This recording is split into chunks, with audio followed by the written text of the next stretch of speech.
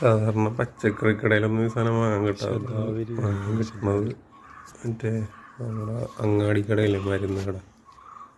മരുന്ന് കട ചിലപ്പോൾ കിട്ടും. 70-70 രൂപയൊക്കെ കാണും.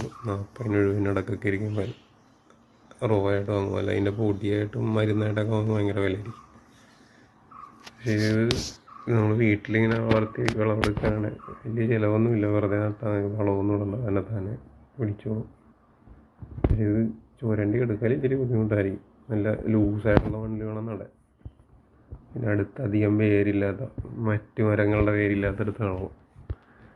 ഏതെങ്കിലും ഒരു മരത്തിൻ്റെ മുട്ടിയാണ്. ഇതിപ്പോൾ കുറേ മരം ചുറ്റും നിൽക്കണോണ്ട് പറിച്ചെടുക്കാൻ ബുദ്ധിമുട്ടാണ്, കുറേ നേരം എടുക്കും.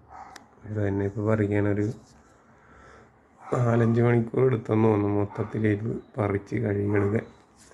ഇപ്പോൾ ഇത് പുറത്ത് ഇത് പറഞ്ഞ പോലെ വാങ്ങാൻ കുറവാണ് കിട്ടും, പക്ഷെ നല്ല ഗുണമുള്ള സാധനമാണ്.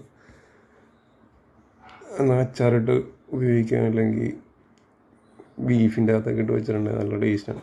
ബീഫിൻ്റെ അകത്തിട്ട് വെച്ചിട്ടുണ്ടെങ്കിൽ കിഴങ്ങിട്ട് വെക്കണ പോലെയൊക്കെ തന്നെ വെച്ചാൽ മതി, പക്ഷേ അതിലും കൂടുതൽ ടേസ്റ്റാണ്. ഇതിൻ്റെ അകത്തുള്ള നെയ്യും ബീഫിൻ്റെ സ്റ്റോക്കിൽ കിടന്ന് വെന്ത് കഴിഞ്ഞിട്ട് ആ ഫ്ലേവർ ഫുള്ള് ഇത് അബ്സോർവ് ചെയ്തെടുക്കും. നല്ല ടേസ്റ്റായിരിക്കും സാധനം കഴിക്കാൻ. അല്ലെങ്കിൽ ഉണക്കി അച്ചാറിട്ട് വെച്ചാൽ കുറേ നാളത്തേക്ക് ഇരിക്കും.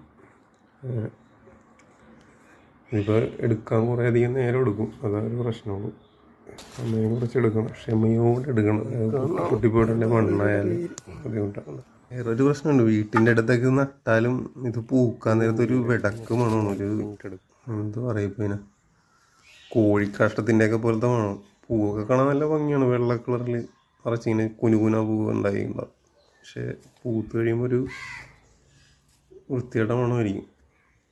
എന്ന് വെച്ചാൽ കുറച്ച് ദിവസത്തേക്കട്ടെ, പൂവിട്ട പെട്ടെന്ന് തന്നെ അത് പോവുകയും ചെയ്യും. പൂവിട്ട ശേഷമാണ് ഇത് എടുക്കേണ്ടത്.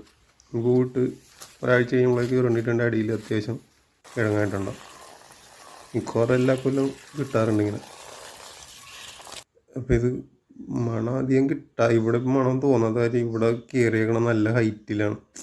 പ്ലാവിലേക്ക് കയറിപ്പോയേക്കണോണ്ട് നല്ല ഉയരത്തിലായതുകൊണ്ട് മണം നമുക്ക് താഴെ കിട്ടില്ല. ഒരു മിനിമം എത്ര ഹൈറ്റിലെങ്കിലും നല്ല രീതിക്ക് ഹൈറ്റുള്ള മരത്തിലേക്ക് കയറ്റിക്കൊണ്ട് വേലിയിലൊക്കെ കയറ്റിട്ടുണ്ട്. വേലിയിൽ തന്നെ അങ്ങോട്ടും ഇങ്ങോട്ടും വളർന്നു കഴിഞ്ഞാലും പൂവുള്ള സമയത്ത് കുറച്ച് ദിവസം മണമായിരിക്കും. അങ്ങനെ ഒരു കുഴപ്പമുണ്ട് ഇത് നട്ടാണ്ട്. അതുകൊണ്ട് അധികം ആൾക്കാരും വീട്ടിലധികം നടാറില്ലെന്ന് തോന്നണം.